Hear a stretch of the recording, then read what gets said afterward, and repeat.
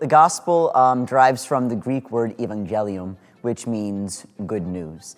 This is Father Matthew Collins, a priest at my local parish. He studied philosophy, earned his master's in ministry, and was ordained into the Archdiocese of Hartford in 2021. He's also no stranger to fitness. I got to sit down with him a month before he takes on the New York City Marathon to get a better idea of the themes of the gospel I could incorporate into these workouts. From that point of view, there is only one gospel, because it is the gospel of Jesus Christ.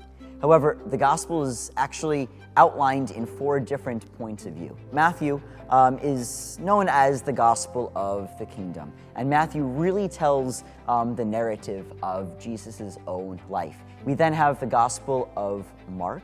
Mark is known as one of the gospels that, although is the shortest, but he outlines specific details that we wouldn't really see in Matthew. We then have the Gospel of Luke, and Luke does tend to focus a little bit more on some of the miracles, but even more so, a lot of the healings that Jesus did, and how he extended God's love and his mercy into this world.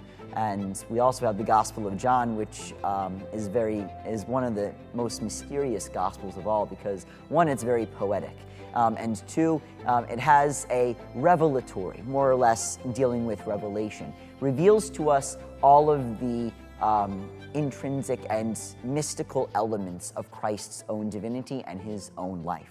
And within all of those perspectives come together the one person of Jesus Christ. Thank you so much, Father. Hey, my pleasure, Eric. Anytime. I appreciate this. Thanks to Father Matt. I had the main concepts from the gospel that I could use as inspiration, but to put them together in an intentional, effective, and meaningful workout, I knew I would need some help. I mean, you could do something like... This is Jake Marconi.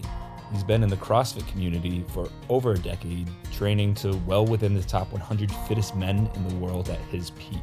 His experiences led him to develop his own unique and effective coaching style, and now he writes the programming for some of the sport's top athletes, most well-known fitness platforms, and luckily me for this project. And we could do something like with a barbell here. This could be a gymnastics movement. This could be a dumbbell movement.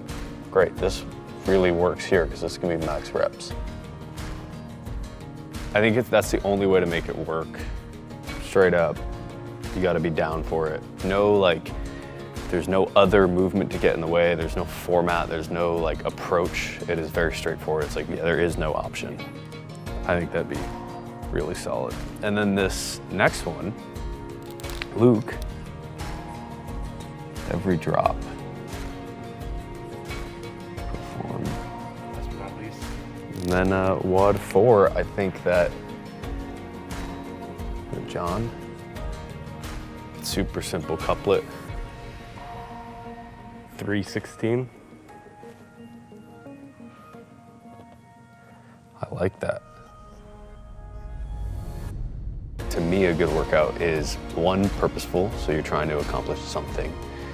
2, it is right on the edge of it's right on the edge of challenging but doable. So I try to give an athlete a workout, say we're trying to work on a weakness, the other movement in that, if it's gonna be a movement that makes the weakness harder, I try to put a movement in there that they're going to be able to recover at some point or gain a little bit of confidence back, right? Sometimes we go and we make the workout so hard that the point is to just absolutely get thrashed by it. And it's gonna be miserable, but the point is for them to feel it. This is gonna be a doozy of a day. All right, man. Dude.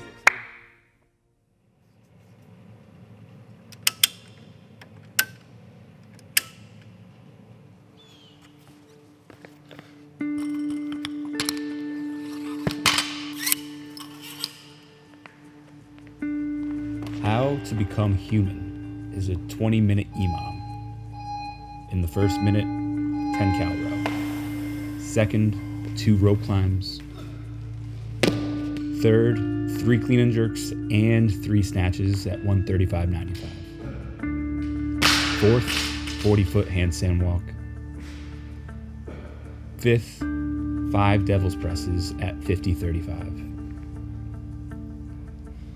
6 max box step-ups with those same dumbbells. And in the 7th minute, you rest.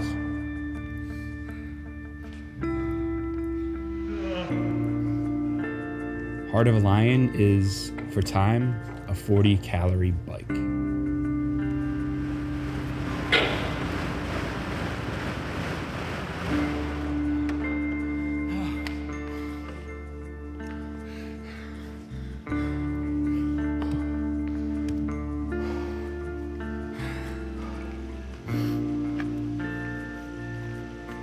Carry What Kills You is a 600-meter D-ball carry.